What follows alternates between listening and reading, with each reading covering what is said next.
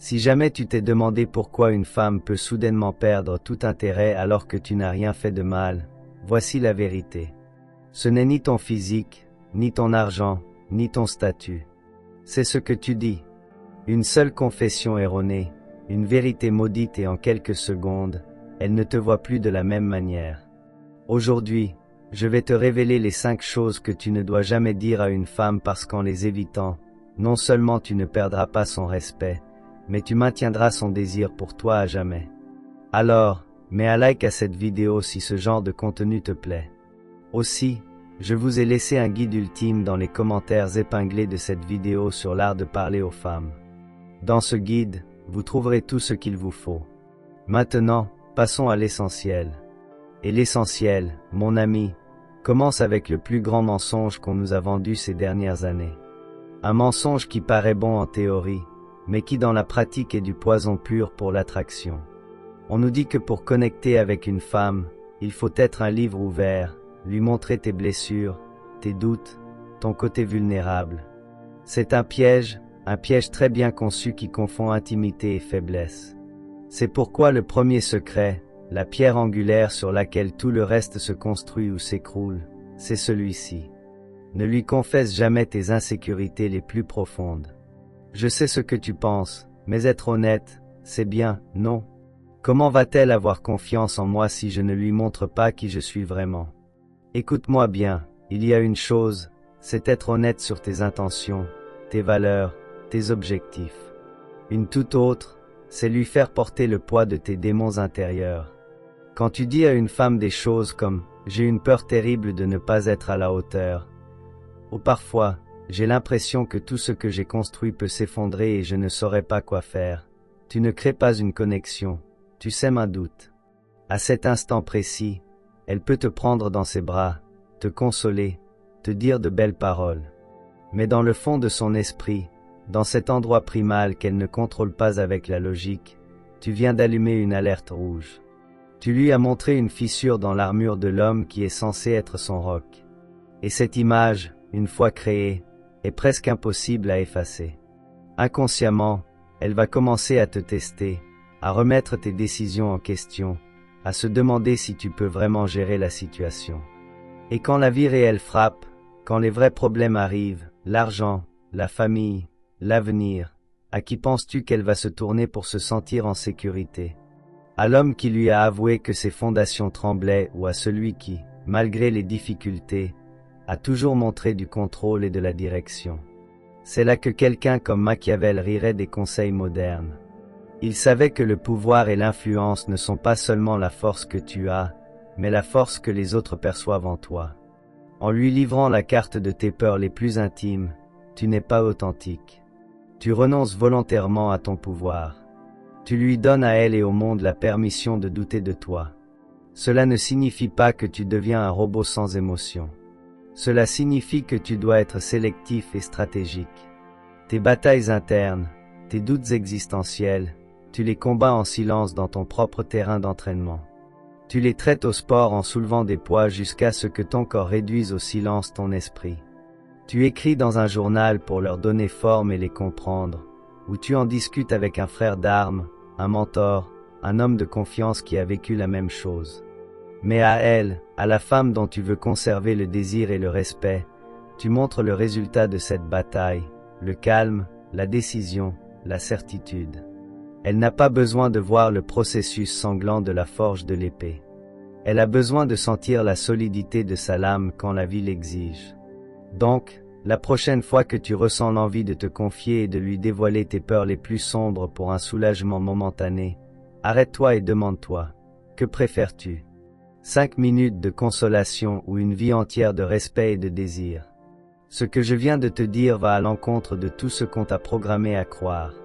Si ça fait écho en toi, si une part de toi sait que c'est la vérité crue que personne n'ose dire, alors c'est ton endroit. Abonne-toi à cette chaîne, car ici, on ne donne pas des conseils pour plaire, on donne des stratégies pour gagner. Active la cloche parce que le secret suivant que je vais te révéler est encore plus inconfortable à entendre et beaucoup plus puissant à appliquer. Tu as bien compris que tes peurs sont un territoire sacré que tu ne dois pas partager à la légère. Maintenant, Parlons de ton passé, de ta valeur tangible. C'est là que les femmes, avec une subtilité déconcertante, lancent leurs tests les plus aigus. Et il y a deux questions, deux sujets apparemment innocents qui sont en réalité des pièges mortels. Ton passé avec d'autres femmes et ta situation financière. Commençons par la première. Cette question qui arrive tôt ou tard, généralement avec un petit sourire curieux. Et avec combien de femmes as-tu été? Attention, il n'y a pas de bonne réponse à cette question. C'est un labyrinthe conçu pour te perdre. Si tu dis un chiffre élevé, une alarme se déclenche dans sa tête. Elle rira peut-être sur le moment, mais elle vient de te cataloguer comme un séducteur. Si tu dis un chiffre bas, l'alarme est différente mais tout aussi nuisible. Elle commencera à douter de ta valeur. Dans les deux cas, tu as perdu. Tu lui as donné des munitions contre toi. La vérité, c'est qu'elle ne se soucie pas du nombre.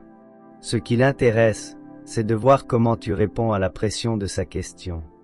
Veut-elle tester ton cadre, ta sécurité? Est-ce que tu deviens nerveux? Est-ce que tu te justifies? Ou est-ce que tu restes maître de toi, maître de la situation? Et ici, je veux faire une pause et te poser une question directement.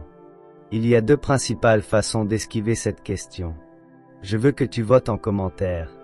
Quelle réponse te paraît projeter le plus de pouvoir et de contrôle? A. La réponse mystérieuse avec une touche d'humour. B. La réponse directe qui discrédite la question. Écris A ou B en commentaire et explique brièvement ton choix. Je veux voir quelle stratégie préfèrent les hommes qui comprennent vraiment ce jeu. Pendant que je lis vos stratégies, je te dis que le coup de maître n'est pas de mentir, c'est de dévier avec élégance.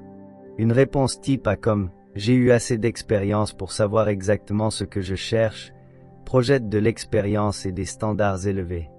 Une réponse type B, plus directe comme « Mon passé ne définit pas notre futur », établit un cadre de sérieux. Les deux sont valides, mais la clé est de jamais donner un chiffre. Cela nous amène directement au deuxième champ de mine, l'argent. Que fais-tu dans la vie? Tu t'en sors bien? Une autre question qui paraît banale, une simple conversation mais qui est en fait une évaluation profonde. Et ici, la même erreur, être trop spécifique.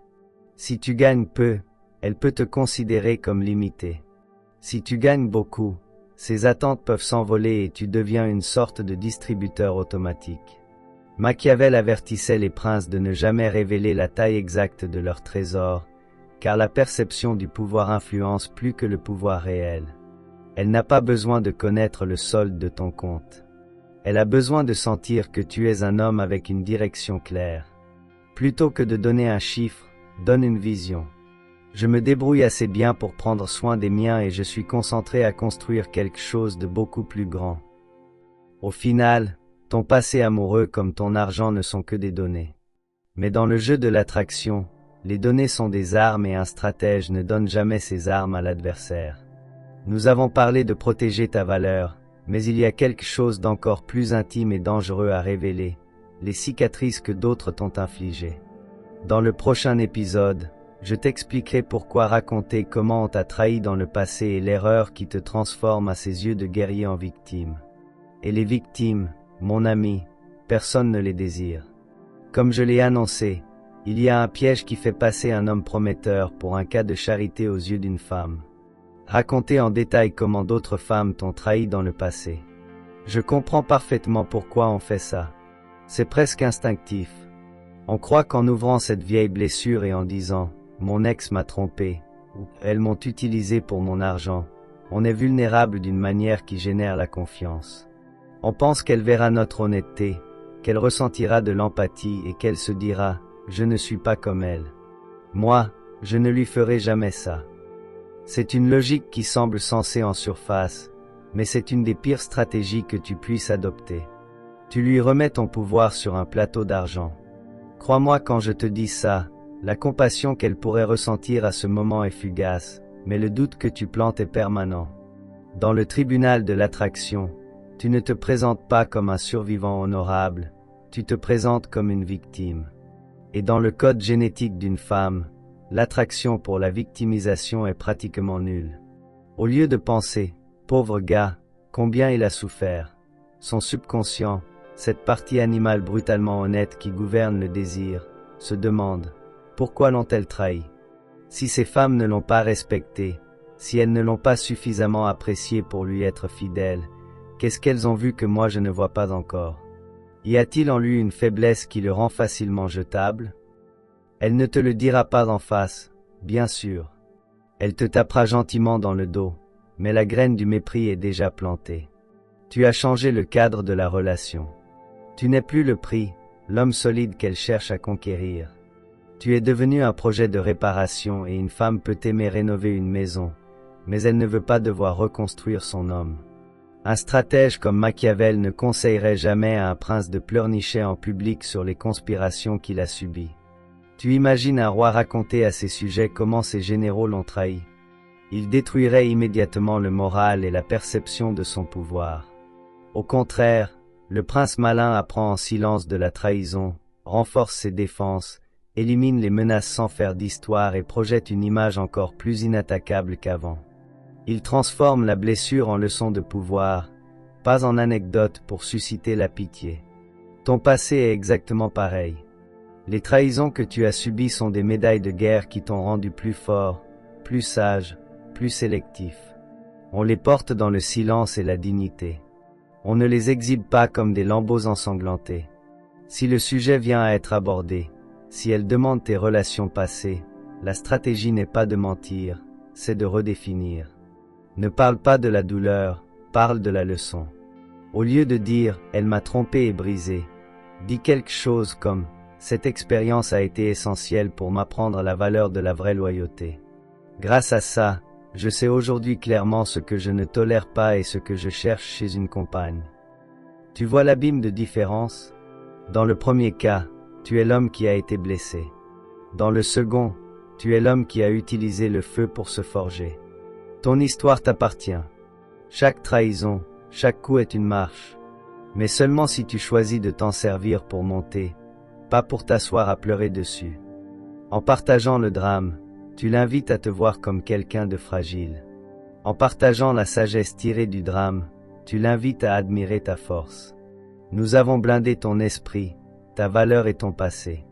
Le château semble sûr. Mais qu'en est-il de l'ennemi qui vit à l'intérieur des murs? Qu'en est-il des batailles que tu mènes contre toi-même? Dans le prochain chapitre, nous allons aborder le secret le plus intime et le plus dangereux de tous, la carte de tes faiblesses actuelles. Et je t'expliquerai pourquoi livrer cette carte, c'est comme lui donner la clé de ta destruction. Nous avons déjà protégé ton esprit, ta valeur et ton histoire des perceptions extérieures. Il nous reste un dernier bastion à défendre, le plus vulnérable de tous, car l'ennemi habite à l'intérieur. Et celui-ci, mon ami, est le secret qui sépare les hommes respectés de ceux qui finissent par être piétinés. Le cinquième et dernier secret est le plus intime et donc le plus dévastateur à révéler. Ne confesse jamais tes faiblesses structurelles, ces luttes internes et défauts de caractère que tu n'as pas encore surmontés. Je ne parle pas d'avoir une mauvaise journée. Je parle de ces vérités brutes qui te définissent dans ton état actuel. Des phrases comme « il me manque de discipline »,« je commence toujours des choses sans jamais les finir »,« je ne peux pas me contrôler avec la nourriture ou l'alcool »,« je suis trop paresseux pour poursuivre mes objectifs » ou « j'ai l'impression de ne pas contrôler ma propre vie ». Ce ne sont pas des confessions de vulnérabilité, ce sont des admissions d'impuissance. C'est comme ouvrir la porte de ton château et montrer à l'envahisseur que tes gardes sont ivres et endormis. L'envie de partager, ça vient d'un lieu compréhensible. Tu cherches l'absolution. Tu veux qu'elle te dise « Ne t'inquiète pas, je t'aime comme tu es », que tu la fasses devenir ton allié dans ta guerre contre toi-même. Mais en faisant cela, tu commets une erreur fatale, confondre son rôle. Elle est ta femme, ta compagne, ton amante. Elle n'est pas ta thérapeute, ni ton coach, et certainement pas ta mère.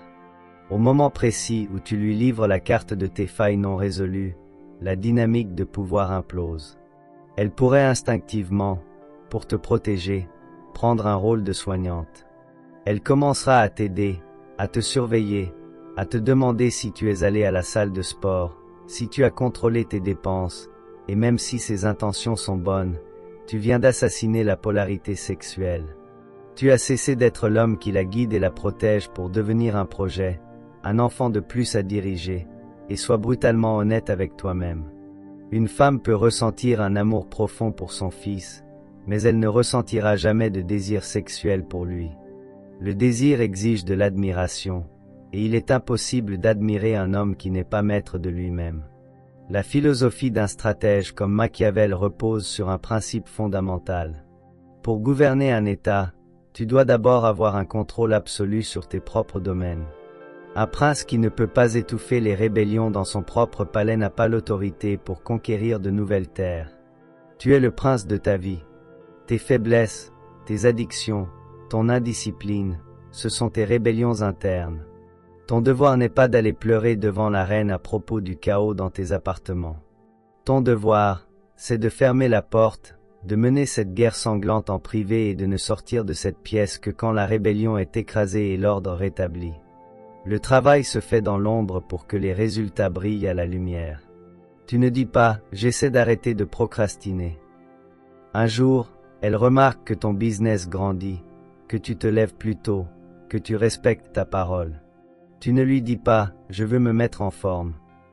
Simplement, au fil des mois, elle voit ton corps changer.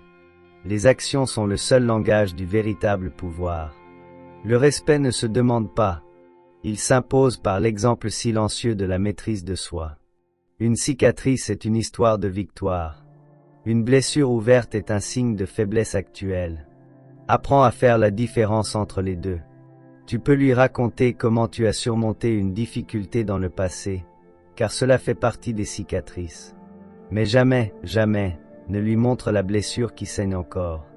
Maintenant, tu comprends. Ces 5 secrets ne sont pas là pour encourager le mensonge ou la fausseté. Ils concernent la gestion stratégique du pouvoir, du mystère et du respect. Ils expliquent que la plus puissante attraction ne vient pas de la confession, mais de la maîtrise. Avec ce savoir, tu n'es plus un simple joueur du jeu, tu as le manuel. Dans la partie finale, nous assemblerons toutes les pièces pour que tu ne comprennes pas seulement les règles, mais deviennes le maître du plateau. Le schéma est clair. Il ne s'agit pas de mentir, mais de contrôler la narration. Ton pouvoir ne réside pas dans ce que tu confesses, mais dans ce que tu protèges avec discipline. Un homme qui se maîtrise n'a pas besoin de demander le respect. Il l'impose en silence. Abonne-toi pour continuer d'affiner ta stratégie. Et maintenant, aide un autre homme.